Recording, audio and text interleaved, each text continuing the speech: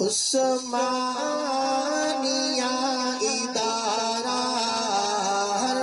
آنکھ کا تارا۔ الحمد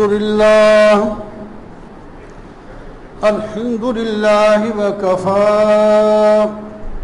والصلاة والسلام على سید الرسل وخاتم الانبیاء اما بعد فاعوذ باللہ من الشیطان الرجیم بسم اللہ الرحمن الرحیم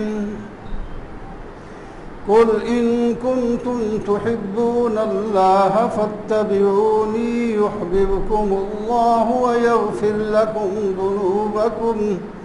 والله غفور رحيم صدق الله مولانا العظيم اللهم صل وسلم دائما أبدا على حبيبك خير الخلق كلهم محمد کی محبت دین حق کی شرط اول ہے، اگر اس میں ہو کچھ خامی تو سب کچھ نامکمل ہے۔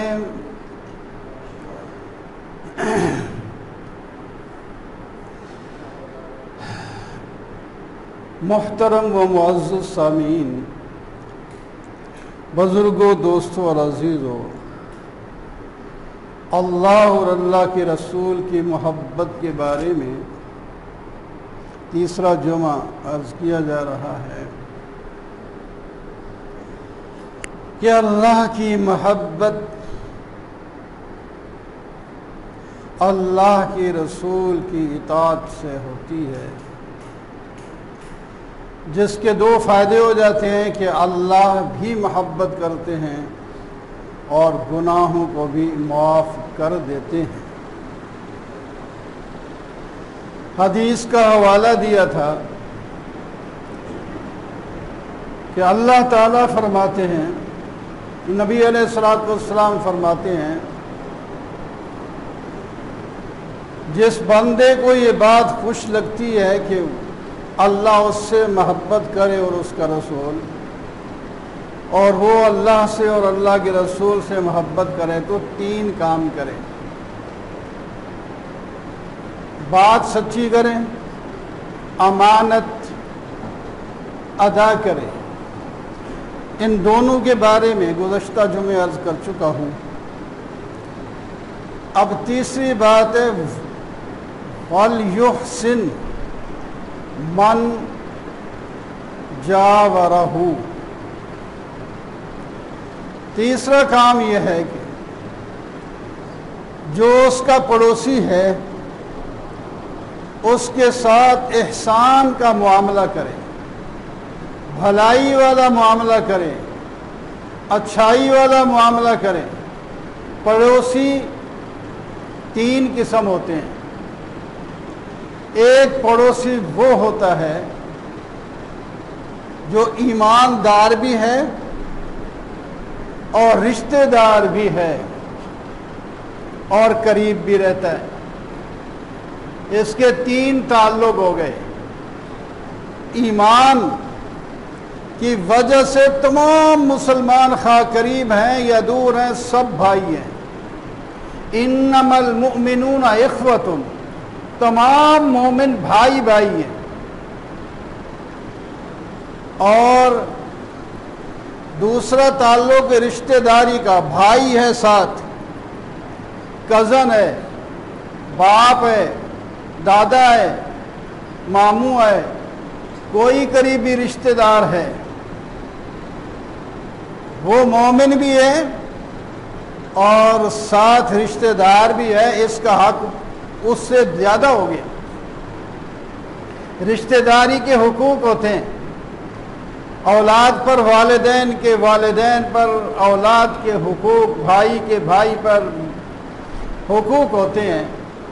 ان کو نبھانا ہوتا ہے۔ اور تیسرا تعلق وہ قریب ہے، آپ کے گھر کے ساتھ ہے، یہ پڑوسی جو ہے ان تینوں تعلقوں کا لحاظ کرنا ہوگا۔ اور دوسرا پڑوسی جو مومن تو ہے لیکن رشتے میں قریبی رشتہ اس کا کوئی نہیں لگتا اور پڑوس میں ہے، اس کے بھی حق ہیں۔ اور تیسرا پڑوسی مومن بھی نہیں، رشتہ دار بھی نہیں، لیکن اس کا گھر آپ کے گھر کے ساتھ ہے، قریب ہے، خواہ وہ کوئی مذہب رکھتا ہے، یہودی ہے، نصرانی ہے، سکھ ہے، ہندو ہے، کچھ بھی ہے، لیکن وہ آپ کے خلاف، آپ کے اسلام کے خلاف کچھ نہیں کر رہا، وہ اپنا رہ رہا ہے، اپنا کھاتا ہے، پیتا ہے، رہتا ہے، اس کا مکان ہے یا کرائے پہ ہے، جو بھی ہے،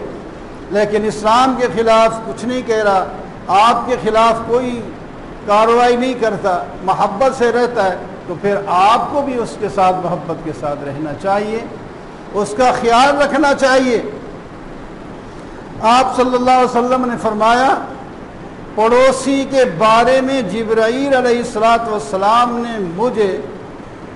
اتنی زیادہ بار اللہ تعالیٰ کی طرف سے حکم پہنچایا کہ میں یہ سمجھنے لگا کہ کہیں پڑوسی کو وارث نہ قرار دے دیا جائے، اگرچہ وارث نہیں ہے لیکن اتنی وصیت کی گئی، اتنی تاکید کی گئی پڑوسی کے ساتھ احسان کرنے کی۔ فرمایا جو پڑوسی ہے نا، غریب آدمی ہے، آپ بھی بے شک غریب ہیں، تو پھر بھی آپ بعض دفعہ آخر زندگی میں اچھا کھانا بھی بندہ پکا لیتا ہے، تو جب آپ پکائیں تو ساتھ اپنے پڑوسی کو بھی بھیجیں، پھل لائیں، اپنے بچوں کو دے تو کچھ ان کو بھی بھیج دیں۔ اگر آپ کے پاس اتنی سخت نہیں ہے، نہیں بھیج سکتے، تو پھر کھانا چپ کر کے اندر کھائیں، کسی کو پتہ بھی نہ لگے۔ پھل جو بچوں کو دیا ہے اس کے ہاتھ میں یہ نہ ہو کہ وہ باہر کھاتے پھرے، ان کو اندر بٹھا کر کھلا دو، کیونکہ غریب پڑوسی کا بچہ بھی دیکھے گا جب اس کے پاس پھل نہیں ہوگا کہ اس کا دل کتنا رنجیدہ اور پریشان ہوگا۔ انسان ہے، خواہ چھوٹا بچہ کیوں نہ، احساس تو ہوتا ہے۔ ایک واقعہ یاد آ رہا ہے کہ نبی علیہ السلام جا رہے تھے، تشریف لا رہے تھے، عید کا موقع تھا یا جمعہ کا موقع تھا، تو ایک بچہ رو رہا ہے اور غریب، اس کے پرانے سے کپڑے، اللہ اکبر، تو دیکھ کر فرمایا بیٹا کیوں رو رہے ہیں، اور پرانے سے کپڑے، آج تو نئے نئے لوگ نے کہا میرے والد ہے نہیں، میرے پاس کچھ بھی نہیں ہے، اس واسطے میں رو رہا ہوں۔ جن کا باپ ہے وہ اپنے بچوں کو کپڑے پہنا کر نہلا دھلا کر جا رہا ہے، میرا باپ ہی کوئی، میں کس کی انگلی پکڑوں، کون مجھے کھلائے پلائے، اور مجھے، آپ نے اس کو اٹھا کر اپنے کندھے میں بٹھایا، اس میلے کچیلے رونے والے بچے کو، فرمایا پریشان نہ ہو، تو یہ بات پسند نہیں کرتا کہ میں تیرا باپ ہوں اور عائشہ تیری امی ہو جائے۔ اور گھر آئے واپس، حضرت عائشہ صدیقہ رضی اللہ تعالیٰ عنہ سے فرمایا اس کو نہلاؤ دھلاؤ، اس کو اور کپڑے دو، خوشبو لگاؤ اور میرے ساتھ بھیجو۔ تو دل ہے انسان کا، بچہ ہو بڑا ہو کچھ بھی ہو تو احساس تو ہوتا ہے، اس واسطے فرمایا اگر تم اپنے غریب پڑوسی کو دے کچھ نہیں سکتے تو پھر جو آپ معاملہ کر رہے ہیں کھانے پینے کا اس کو اندر ہی رکھو، باہر کسی کو پتہ تک نہیں چلے۔ تو پڑوسیوں کا بڑا خیال ہے، اس سے اللہ کی محبت ملتی ہے، اللہ کا پیار ملتا ہے، اللہ گناہ معاف کر دیتے ہیں۔ اللہ اکبر، حدیث پاک میں آتا ہے من کان یؤمن باللہ والیوم الآخر فلیکرم جارہ، جو آدمی قیامت پر اور اللہ پر ایمان رکھتا ہے اس کو چاہیے کہ اپنے پڑوسی کا اکرام کرے۔ یہ بھی یاد رکھیں عزت دینی ہے، اور آپ ان کو نقصان پہنچائیں گے تو جو کسی اور کو نقصان پہنچانا ہے اگر پڑوسی کو نقصان پہنچائے تو اس سے بڑا زیادہ گناہ ہوگا۔ زنا حرام ہے، لیکن آپ اپنے پڑوسی کی بیوی کے ساتھ زنا کرتے ہیں تو یہ بہت بڑا گناہ ہے، اس سے پتہ نہیں کتنے درجے یاد نہیں دکھا ہے کہ اتنے درجے اس کا گناہ باقی زناؤں سے بڑھ جائے گا۔ اسی طرح آپ نے اس کی چوری کی، وہ پڑوسی ہے آپ کا، آپ اس کے محافظ ہیں، اس کے مال کی، اس کے بچوں کی، اس کی عزت کی، اس کی جان کی حفاظت کریں، یہ ہے۔ تو یہ پڑوسی بہت جو ہے قیامت کے دن جو ہے نا اس کا بڑا حساب ہوگا۔ تو یہ اس واسطے آپ نے فرمایا پڑوسی کے ساتھ احسان کرنا، خواہ کوئی مذہب ہی رکھتا ہو۔ یہ جو کہا جاتا ہے کہ یہ فلانے کے ساتھ بائیکاٹ کرنا ہے، وہ ان کے بارے میں ہے جو نقصان پہنچا رہے ہیں، وہ امت محمدیہ کے خلاف کر رہے ہیں، ان کے بارے میں ہے مقاطعہ کرنا، ان سے تعلق اپنا توڑ لینا بے شک، لیکن وہ کوئی ایسا نہیں ہے، اگرچہ کوئی اور مذہب رکھتا ہے پھر بھی آپ اس کے ساتھ احسان والا معاملہ کریں، محبت والا معاملہ کریں، پیار والا معاملہ کریں، تو اس سے اللہ تعالیٰ کی محبت حاصل ہوگی۔ وَأَقُولُ قَوْلِي هَٰذَا وَالْحَمْدُ لِلَّهِ رَبِّ العالمین۔